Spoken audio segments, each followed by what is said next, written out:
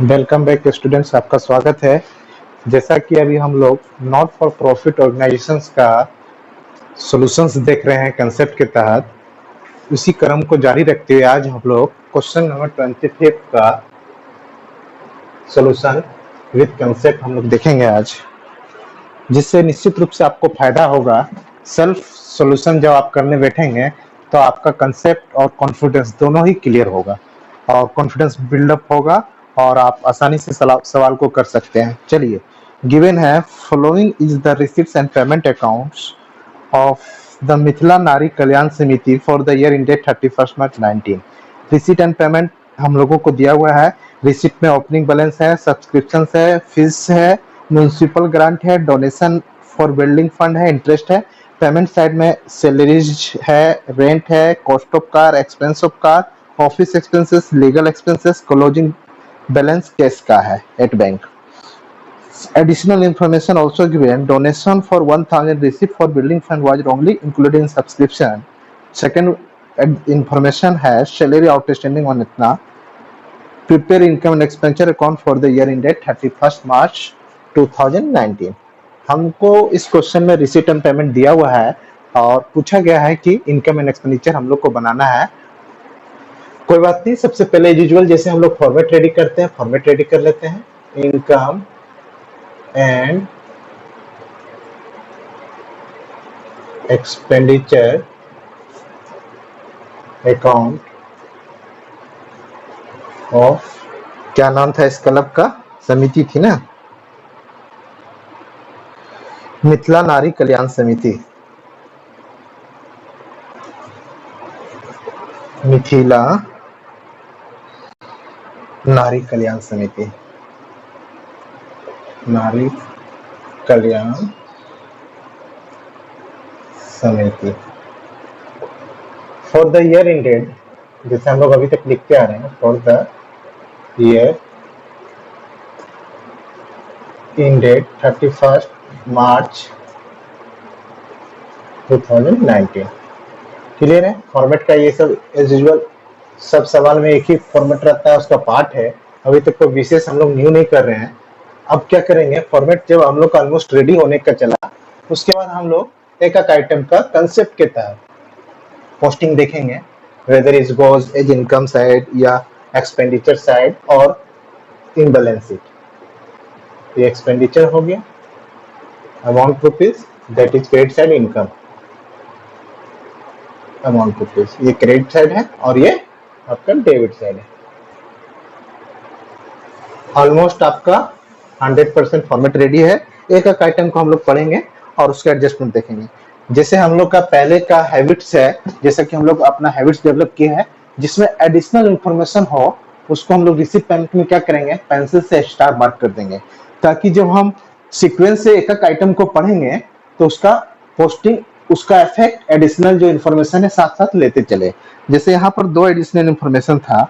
एक था कि डोनेशन जो है 1000 रिसीट फॉर बिल्डिंग था, बिल्डिंग फंड के लिए, उसको सब्सक्रिप्शन में इंक्लूडेड है। सब्सक्रिप्शन में स्टार मार्क कर देंगे, रिसीट साइड में सब्सक्रिप्शन है वहां स्टार मार्क कर देंगे पेंसिल से।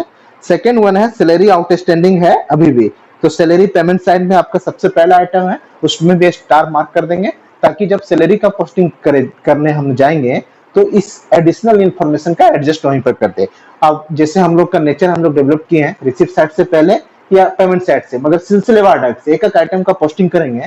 चलिए, रिसीट साइड में सबसे पहला बैलेंस है टू बैलेंस बीडी, ये कैश या बैंक का बैलेंस है, it is the part of balance sheet. हमको इनकम एक्सपेंडिचर में ये नहीं आएगा क्योंकि कैश है, कैश एसेट्स को, कैश या बैंक दोनों में कोई एक चीज होगा, दोनों एसेट्स को रिप्रेजेंट करता है, तो इनकम एंड एक्सपेंडिचर का ये पार्ट नहीं है, इसको हम लोग छोड़ेंगे। सेकंड वन है सब्सक्रिप्शन, सब्सक्रिप्शन इनकम है तो इनकम साइड में बाय सब्सक्रिप्शन लिखेंगे, बट सब्सक्रिप्शन पर जैसे हम लोग गए तो वहां पर देखते हैं कि पेंसिल का स्टार मार्क किया हुआ है, इसका मतलब इसके साथ कुछ एडजस्टमेंट है, इसलिए इसको हम लोग क्या लिख करेंगे, इनर कॉलम में लिखेंगे। कितना, 1,31,500, 1,31,500 इनर कॉलम में लिखें। इसका एडजस्टमेंट क्या था देख लेते हैं।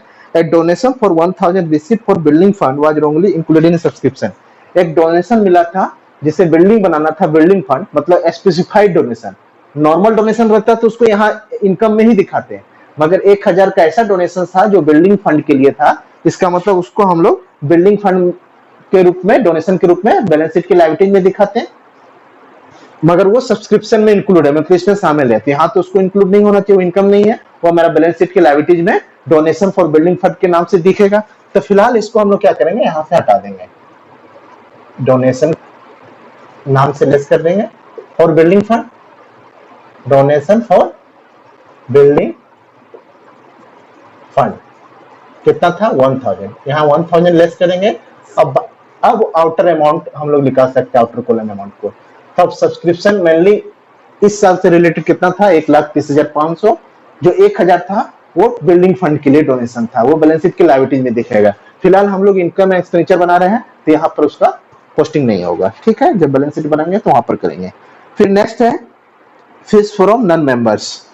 फीस ले रहे हैं तो फीस नॉर्मल इनकम है, इनकम एंड एक्सपेंडिचर एनपीओ के लिए, नॉट फॉर प्रॉफिट ऑर्गेनाइजेशन के लिए फीस, डोनेशन, ये सब नॉर्मल इनकम है, जब तक इसके साथ कोई क्राइटेरिया या इसका स्पेसिफाइड ना कर दे कि fees for something tournament like कुछ भी, तो यहाँ पर नॉर्मल फीस है। मगर एक चीज बोला है नॉन मेंबर्स, तो इसमें कंफ्यूज नहीं होना है, मेंबर फी दे या नॉन मेंबर दे, हमको तो चंदा से ही काम करना है। जब एनजीओ हम है ही तो या तो मेंबर देगा या समाज से लेंगे। ये समझ लीजिए जो मेरा मेंबर नहीं होते रहा तो उससे कोई दिक्कत नहीं है, बाय फीस, है ना। कितना, हाउ मच, 2700 इनकम के रूप में ले लिया।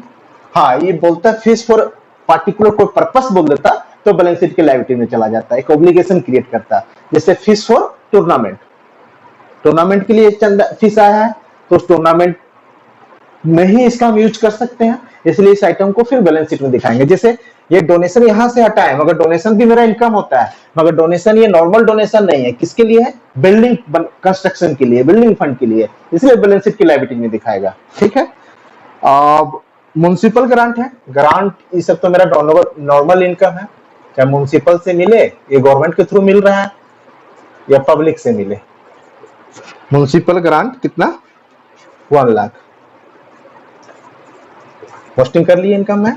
फिर नेक्स्ट आइटम है डोनेशन फॉर बिल्डिंग फंड, आ गया donation for building fund 1 lakh यहाँ, और 1000 सब्सक्रिप्शन से लिख ला, मतलब 1,01,000 जो डोनेशन है, नॉर्मल डोनेशन रहता तो यहीं पर दिखाते हैं, मगर ये बिल्डिंग फंड के लिए है, मतलब ऑब्लिगेशन क्रिएट कर रहा है, इसका पर्पस स्पेसिफाइड कर दिया, तो ये बैलेंस शीट के लायबिलिटी में दिखेगा, क्लियर है। तो ये इसको भी छोड़ेंगे। इंटरेस्ट नॉर्मल इनकम है तो इंटरेस्ट को ले लेंगे बाय इंटरेस्ट। यहां तक कंसेप्ट के तहत हम लोग चल रहे हैं, कोई दिक्कत नहीं। मतलब रिसीट साइड सारा हम लोग उठा लिए। अब पेमेंट साइड जाते हैं। पहला आइटम है सैलरी, कोई बात नहीं, सैलरी तो हम लोग देते ही हैं, मगर सैलरी पर जैसे पहुंचते हैं तो हमको दिखता है स्टार मार्क किया हुआ है, मतलब इससे संबंधित कुछ एडजस्टमेंट है, इसलिए इसको क्या करेंगे, इनर कॉलम में लिखेंगे सैलरीज को, कितना 30,000। अब एडजस्टमेंट को इसमें एडजस्ट करेंगे। क्या बोला है एडजस्टमेंट में, सैलरी आउटस्टैंडिंग है 31 मार्च 2019 को, मतलब क्लोजिंग डेट में 31 मार्च जिस साल बना रहे हैं, कितना 2000। तो सैलरी क्लोजिंग आउटस्टैंडिंग है, मतलब इस साल से ही संबंधित है आउटस्टैंडिंग। जैसे हम लोग इस साल से संबंधित है, तो मेरा सैलरी 30,000 दे दी है, अभी भी बकाया है 2000, तो इस साल का टोटल खर्चा होना चाहिए 32,000 सैलरी हुआ, उसमें से 30,000 दिए हैं, 2,000 मेरा लायबिलिटीज बना हुआ है, तो टोटल खर्चा हम दिखाएंगे इनकम एक्सपेंडिचर में, जितना एक्सपेंसेस ड्यू हो जाए या इनकम रिसीवेबल हो जाए, जरूरी नहीं है जो रिसीव हो उसी को दिखाएंगे। मेरा इस साल का जितना ड्यूज है, तो ड्यूज सैलरी कितना देना था 32,000, उसमें से 30,000 दिए हैं, पेमेंट से दिख रहा है, तो 2,000 लायबिलिटीज में बैलेंस शीट में दिखेगा, मगर खर्चा हम लोग ड्यू के हिसाब से दिखाते हैं, तो टू आउटस्टैंडिंग सैलरी यहां पर ऐड कर देंगे, कितना 2000। तो टोटल इस साल का सैलरी हो गया 32,000 ड्यूज के हिसाब से, ड्यूज के हिसाब से यहाँ पे एंट्री हो रहा है। कॉस्ट ऑफ का नहीं सॉरी, एक नेक्स्ट आइटम है रेंट, किराया दिए तो नॉर्मल खर्चा है, तो rent how much 60,000, amount column में पोस्टिंग कर दिए।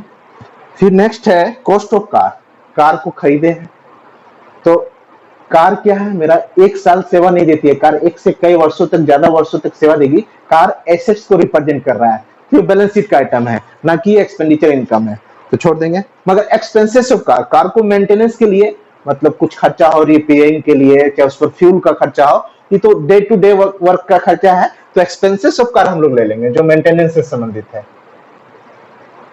एक्सपेंसेस ऑफ कार हम लोग प्रॉफिट एंड लॉस अकाउंट में भी इसी तरह करते थे, सेम वे में यहां भी जो मेंटेनेंस से संबंधित खर्चा है एसेट्स का वो ले लेंगे। फिर ऑफिस एक्सपेंसेस है, कोई बात नहीं, नॉर्मल खर्चा है, यहाँ आएगा ही ऑफिस एक्सपेंसेस। अमाउंट कितना है, हाउ मच, 20,400।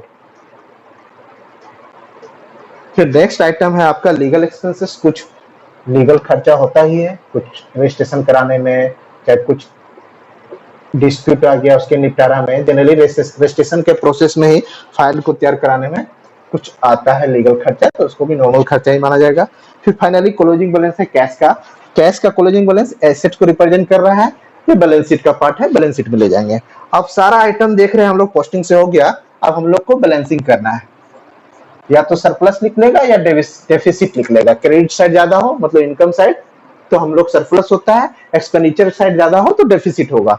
अब हम दोनों को जोड़ के देखेंगे। जनरली प्रथम दृष्टिया महसूस हो रहा है कि क्रेडिट साइड ही ज्यादा है, तो इसी को लिखेंगे 00। आप रफ में भी करके देख सकते हैं। 5 7 12 1 13 के 3 हाथ में 2 2 और 1 3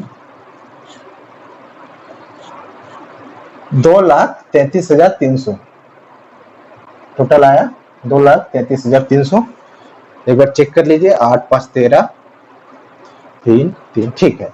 अब यहां पर जो होगा उसको हम लोग क्या बोलते हैं, excess of income over expenditure, या इसको हम लोग नेट सेल में क्या बोल सकते हैं, सरप्लस। ठीक है, अब घटाते हैं 4 और 3,